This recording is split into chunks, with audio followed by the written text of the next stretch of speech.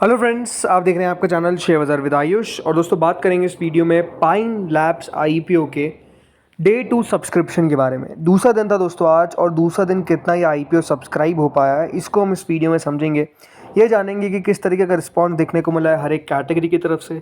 ये जानेंगे कि किस तरीके का रिस्पॉन्स आता हुआ दिखा है क्यूआईबी, एचएनआई, रिटेल सबसे, राइट।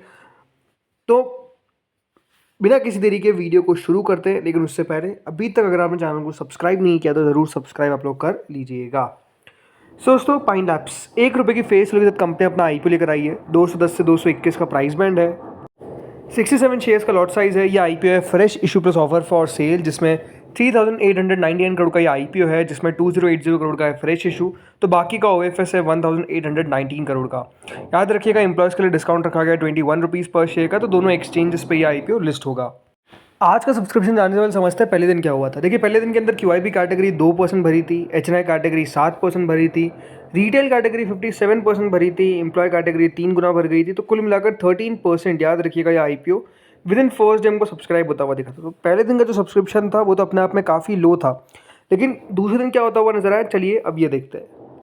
दोस्तों, दूसरे दिन क्यूआईबी जरूर हमको थोड़े बहुत आते हुए देखने को मिले। 63% दोस्तों क्यूआईबी पोर्शन सब्सक्राइब हुआ है, मतलब 5 करोड़ 28 लाख शेयर के सामने 3 करोड़ 33 लाख शेयर्स के लिए अप्लाई किया गया, विच इज़ 737 करोड़।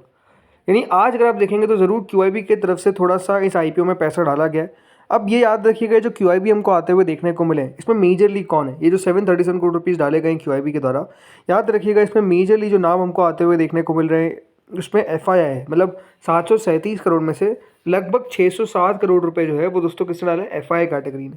इसके अलावा म्यूचुअल फंड्स ने 130 करोड़ के आसपास डाले। बाकी किसी का ही पैसा हमको आता हुआ देखने को नहीं मिला है। अब वैसे देखिए, हमेशा हम कहते हैं कि क्यूआईबी कैटेगरी अपने आप में बेहद इंपॉर्टेंट है, बट अभी जिस तरीके से दोस्तों आईपीओ लिस्ट होते हुए देखने को मिल रहा है, एक बात क्लियर है कि दोस्तों आईपीओ अगर आप देखेंगे अच्छा लिस्ट नहीं हो पा रहे हैं, भले आपको पैसा आता हुआ दिख रहा है या फिर नहीं।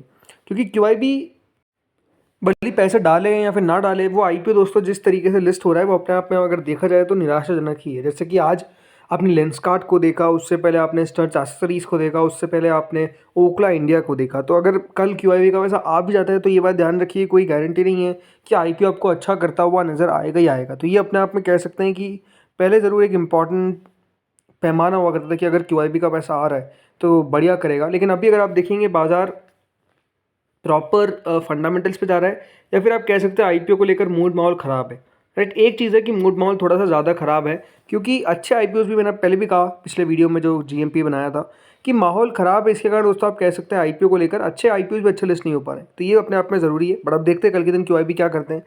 एचएनआई पोर्शन लगभग दोस्तों 12% सब्सक्राइब हुआ। एचएनआई की तरफ से रिस्पॉन्स बिल्कुल फीका है, यानी कोई खास इंटरेस्ट नहीं दिखा रहे आईपीओ में। लगभग 72 करोड़ रुपीज़ डाले गए। इसमें जो बिग एचएनआई कैटेगरी है वो लगभग 7% भरी है, मतलब 1 करोड़ 76 लाख शेयर के सामने 11 लाख शेयर्स के लिए अप्लाई किया गया, विच इज़ 26.192 करोड़। वहीं जो स्मॉल एचएनआई कैटेगरी है वो लगभग 24% भरी है। 88 लाख शेयर्स के सामने 20 लाख शेयर्स के लिए अप्लाई किया गया, विच इज़ 46 करोड़। यानी ज़्यादा पैसे अगर आप देखेंगे बिग एचएनआई की जगह स्मॉल एचएनआई की तरफ से हमको आता हुआ दिख रहा है, लेकिन कुल मिलाकर 12% ही भर पाए, जो सिर्फ 72 करोड़ रुपीज़ होता है। इसके अलावा फिर आते हैं अगली कैटेगरी जो है रिटेल की। रिटेल पोर्शन दोस्तों लगभग 91% भरा है। 91% मतलब ये है कि 1 करोड़ 76 लाख शेयर्स ऑफर किए गए, तो 1 करोड़ 59 लाख शेयर्स के लिए अप्लाई किया गया, विच इज़ 352 करोड़। राइट, लगभग इतने पैसे हमको आते हुए देखने को मिले। मोटा मोटी 353 करोड़ आप कह सकते हैं, 0.984 करोड़ है। तो रिटेल कैटेगरी तो पूरा भर जाएगी कल तक, ऐसा लगता है कि आखिरी दिन ही है। एम्प्लॉय कैटेगरी 5.19 टाइम भरी है, मतलब 14 करोड़ रुपीज़ डाले गए। एम्प्लॉय कैटेगरी एकमात्र ऐसी कैटेगरी जो पूरी भर पाई है, और पूरी मतलब 5 गुना भर गई है।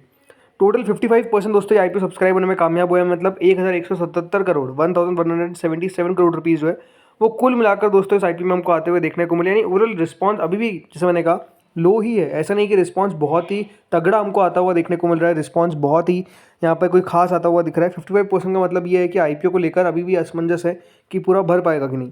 लेकिन पूरा भर जाएगा, क्यूआईबी इस आईपीओ को पूरा भर देंगे। लेकिन सवाल उठता है कि क्या इस आईपीओ में पैसा लगाना चाहिए, या फिर ये आईपीओ अपने आप में अगेन एक और ख़राब आईपीओ होने वाला है। पहले तो एक बात ध्यान रखिए, पाइन लैब्स करती क्या है। ये एक डिजिटल पेमेंट और प्रीपेड कार्ड कंपनी है। मतलब पाइन लैब दोस्तों एक एनसीआर बेस्ड पेमेंट कंपनी है जो 18 लाख डिजिटल चेकआउट पॉइंट्स रखती है। इनके पॉइंट ऑफ सेल टर्मिनल करीबन 20% के आसपास का मार्केट शेयर है। प्रीपेड कार्ड में करीबन 22 करोड़ कार्ड इशूड कर रखे हैं। वहाँ पर भी 30% ऑफ द रेवेन्यू कंपनी का आता हुआ देखने को मिलता है। एक एक्विजिशन कंपनी के द्वारा किया गया था क्विक क्लाइवर का, क्विक सिल्वर का माफ़ करिएगा, जो 2019 में था। अब कंपनी सर्व करती है करीबन 10 लाख मर्चेंट्स को, 716 कंज्यूमर ब्रांड्स और 177 financial institutions in India as well as Asia. अब देखिए आईपीओ को लेकर अगर हम बात करते हैं तो देखिए आईपीओ पाइन लैब्स जब लेकर आई है तो ये बात ध्यान रखिएगा कि अब पाइन लैब की इंटरेस्टिंग बात की दोस्तों, कंपनी के जो प्रमोटर्स है उनके पास मतलब इनको कोई आइडेंटिफाइबल प्रमोटर ही नहीं है कि आप इनको कहें कि भाई ये प्रमोटर है। मतलब उनके पास करीबन मतलब जो डायरेक्टर्स है कंपनी के उनके पास 3% के आसपास की स्टेक है, 1.3% सीनियर मैनेजमेंट के पास है, 95% ऑफ द कंपनी जो है वो याद रखिएगा इन्वेस्टर्स ओन करते हैं। तो कितना बड़ा हिस्सा इन्वेस्टर्स के पास है। पिछले 25 सालों में कंपनी दोस्तों करीबन 12 डिफरेंट फंडिंग राउंड्स भी करें, ये अपने आप में इंपॉर्टेंट है। अब हुआ क्या है देखिए, पहले भी इस स्पेस से कंपनी निकल कर आई थी जिसका नाम था पेटीएम, राइट। पेटीएम का आईपीओ हम सब जानते हैं कि किस तरीके से एक डिजास्टर साबित हुआ, आज तक निवेशकों के पैसे नहीं बना पाए। अब ये एक और दोस्तों न्यू एज फिनटेक कंपनी है, बट अगेन लॉस मेकिंग है। कंपनी दोस्तों लगातार लॉस पे लॉस रिपोर्ट करती जा रही है। FY25 में कंपनी ने रेवेन्यू रिपोर्ट किया of 2000 crore, more than 2000 crore, but company का जो ओवरऑल लॉस हमको आता हुआ देखने को मिला वो मोर देन 100 करोड़। तो प्रॉब्लम क्या है कि दोस्तों कंपनी लगातार लॉस पे लॉस रिपोर्ट कर रही है।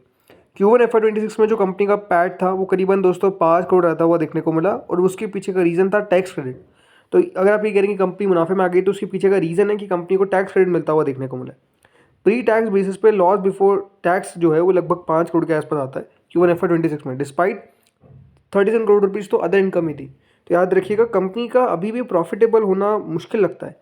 कंपनी ने 6 एक्विजिशंस करे हैं जिससे करीबन 1160 करोड़ के आसपास की गुडविल है और 3600 करोड़ के आसपास की नेटवर्थ आती है। बट अगेन प्रॉब्लम क्या है कि लगातार दोस्तों कंपनी कोई इतना अट्रैक्शन नहीं ले पा रही है। अब काफ़ी लोग ये कह रहे हैं कि कंपनी ने जो FY22 में एक फंड रेजिंग किया था और आज जो मार्केट कंपनी लेकर आ रही है वो नीचे है। बट एक बात आप ध्यान रखिए, FY22 से 25 के बीच में जो कंपनी की प्रॉफिटेबिलिटी है, पहली बात तो प्रॉफिट है ही नहीं, लेकिन जो नेट लॉस है वो भी कंपनी का ट्रिपल हो चुका है। FY22 में कंपनी का लॉस था 52 करोड़ का, FY25 में 145 करोड़ हो चुका है। तो आप समझिए कंपनी का लॉस किस तरीके से लगातार बढ़ता हुआ देखने को मिल रहा है। भले रेवेन्यू कंपनी का बढ़ता हुआ देखने को मिला है, बट वो जो स्केल बढ़ने से कंपनी का लॉस भी तो बढ़ा है। तो बात क्या है कि कंपनी मुनाफे में कब आती हुई देखने को मिलेगी। तो ये बात ध्यान रखिए कि ओवरऑल पाइन लैब्स ऐसा नहीं है कि कोई आज की कंपनी है, राइट। कंपनी 25 सालों से काम कर रही है, मतलब 25 साल तो याद रखिए इनको ओवरऑल फंड उठाते उठाते ही हो गए। बट उसके बावजूद भी दोस्तों अगर कंपनी प्रॉफिटेबल नहीं हो पा रही है तो डेफिनेटली कुछ ना कुछ तो प्रॉब्लम है। इसलिए एक बात ध्यान रखिए कि यहाँ पर थोड़ा सा नज़र मतलब दिक्कत दिखता है, राइट।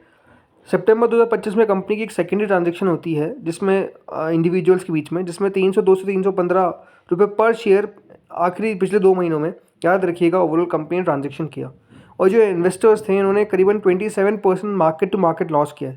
तो अब समझिए कि यहाँ पर भी ऑलरेडी लॉस उठाया गया है। तो प्रॉब्लम क्या नज़र आती है कि पाइन लैब्स ज़रूर बिजनेस कंपनी का ग्रो करता हुआ दिख रहा है, ठीक है, बट द प्रॉब्लम इज़ कि वो ग्रोथ का क्या प्रॉफिटेबिलिटी से कुछ लेना देना है, कुछ नहीं, बल्कि लगातार कंपनी का लॉस पे लॉस इंक्रीज होता हुआ दिख रहा है। तो जब इस प्रकार की सिचुएशन दोस्तों क्रिएट हो जाती है तो अपने आप में प्रॉब्लम होती है। इसीलिए अभी बेटर क्या है कि थोड़ा सा दोस्तों यहाँ पर कॉशन रखें। बेटर है कि देखिए इस आईपीओ को अवॉइड करें, मैं आपको यही कहूँगा। अगेन कोई सलाह नहीं है, बट जो मेरा ओपिनियन है वो आपके साथ में शेयर कर रहा हूँ। आपको अपने फाइनेंशियल एडवाइजर से कंसल्ट करना है, ये सबसे इंपॉर्टेंट है। वहीं अगर जीएमपी की बात करें तो जीएमपी दोस्तों ऑल टाइम लो पर आ चुकी है। जो 60 रुपये पर जीएमपी खुली थी आज 2 रुपये पे हो चुकी है, which is again not even a percent, 1% भी जीएमपी नहीं है। तो ऐसे में दोस्तों ऐसे आईपीओ में लगाने से मतलब नहीं है। और अभी तो मैं आपको यही कहूँगा कि पैसा बनाना तो अभी मुश्किल है, लेकिन बचाना उससे ज़्यादा इंपॉर्टेंट है। बन नहीं रहा चलेगा, लेकिन बचाना तो इंपॉर्टेंट है। अगर आप खो रहे हैं उसके ऊपर तो फिर वो अपने आप में और दुख देता है। तो आई थिंक बेटर है कि अभी वेट एंड वॉच करें, देखें सिचुएशन क्या बनती है, देन हम देखेंगे फाइनल डिसीजन। दोस्तों इस वीडियो में इतना ही था। होपफुली आपको वीडियो बढ़िया लगा होगा। अगर आपको अच्छा लगा तो लाइक कर देना, चैनल से पहली बार जुड़े सब्सक्राइब कर देना। Thank you friends watching this video.